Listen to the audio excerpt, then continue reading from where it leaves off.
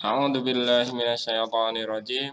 Bismillahirrahmanirrahim. Assalamualaikum warahmatullahi wabarakatuh.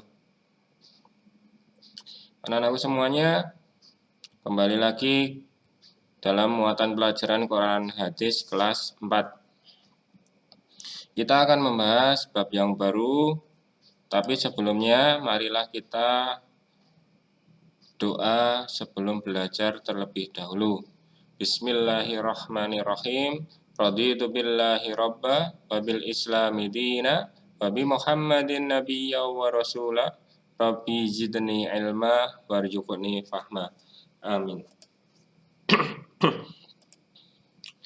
Baik anak-anakku semuanya, kita mulai muatan pelajaran Quran Hadis kelas 4. Kali ini kita akan membahas yaitu tentang salah satu hadis, yaitu hadis tentang niat.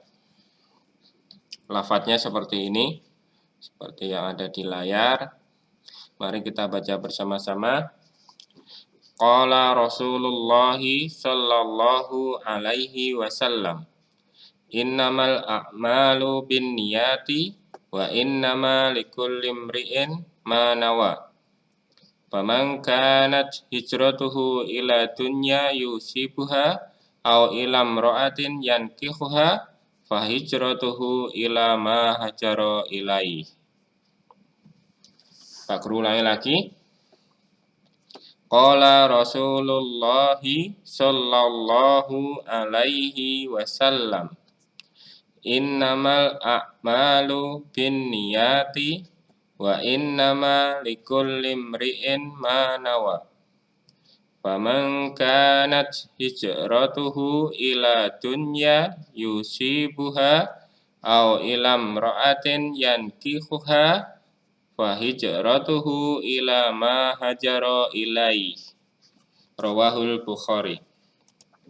Artinya, Rasulullah Shallallahu alaihi wasallam bersabda, semua amal bergantung pada niatnya, dan setiap orang akan mendapatkan apa yang diniatkannya.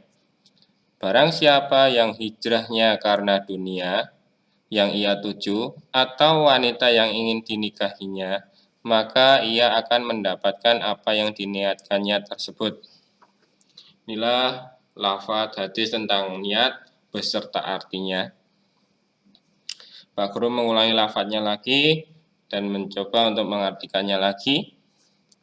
Qala Rasulullah sallallahu alaihi wasallam. Rasulullah sallallahu alaihi wasallam bersabda, innamal a'malu binniyat. Semua amal bergantung pada niatnya. Wa innama likulli imri'in ma nawa. Dan setiap orang akan mendapatkan apa yang diniatkannya.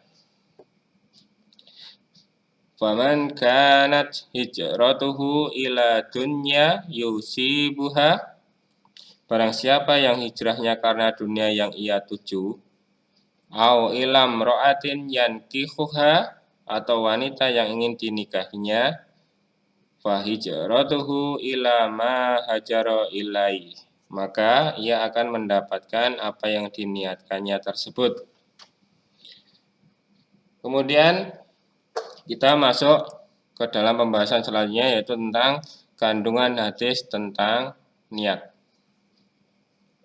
Yang pertama, niat adalah syarat diterimanya atau tidaknya suatu amal perbuatan. Amal ibadah apapun hanya akan mendatangkan pahala jika diniatkan karena Allah Subhanahu wa taala. Jadi, apapun yang kita perbuat itu tergantung niatnya. Kalau kita berbuat baik, kalau niatnya yang tidak baik, maka itulah yang akan terhitung oleh Allah Subhanahu wa taala. Sebagai contoh, ketika kita melaksanakan ibadah, kita sholat karena ingin mendapat pujian orang lain, maka yang akan didapatkan ya pujian itu, tapi tidak akan mendapat pahala. Yang didapat hanya pujian saja. Yang kedua, niat dilaksanakan ketika amal ibadah dimulai dan tempatnya di hati. Ini niat. Niat dilaksanakan ketika amal ibadah dimulai dan tempatnya di hati. Jadi setiap amal ibadah yang kita laksanakan, niatkanlah karena Allah Subhanahu wa taala semata. Ikhlas atau niat karena Allah Subhanahu wa taala semata hendaknya diterapkan pada semua amal soleh dan ibadah. Ini yang ketiga, semua amal soleh, semua ibadah niatkan karena Allah Subhanahu wa taala. Yang keempat, pahala seseorang bergantung pada niatnya. Pak Guru sudah contohkan tadi apa yang didapat seseorang itu dari amal perbuatannya itu tergantung niatnya. Kalau niatnya untuk mendapat pujian, berarti yang didapatkan pujian tersebut dia tidak akan mendapat pahala. Tapi kalau diniatkan karena Allah Subhanahu wa taala, insya Allah akan mendapat pahala yang baik juga. Semua perbuatan baik dapat menjadi nilai ibadah dan berpahala jika diniatkan untuk mencari ridha Allah Subhanahu wa taala. Ini yang kelima. Yang keenam, niat dapat membedakan antara ibadah dan perbuatan biasa. Yang ketujuh, niat merupakan bagian dari iman karena niat adalah pekerjaan hati.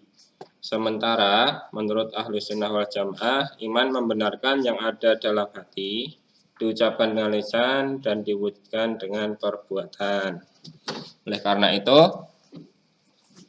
setiap amal kita, ibadah kita, niatkanlah karena Allah Subhanahu wa taala. Jangan kita niatkan untuk yang lainnya ataupun malah diniatkan untuk hal-hal yang lainnya, hal-hal yang tidak baik.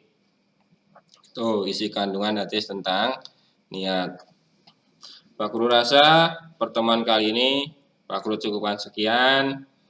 Pak Guru berpesan, hadis-hadis yang sudah Pak Guru sampaikan tolong dihafalkan. Karena nanti akan berguna untuk kehidupan sehari-hari ataupun nanti ketika kita ujian akhir semester ataupun penilaian akhir semester yang insya Allah akan dilaksanakan di akhir bulan November ini. Lebih giat lagi belajar, kemudian jaga ibadahnya, taati kedua orang tua, dan patuhi protokol kesehatan.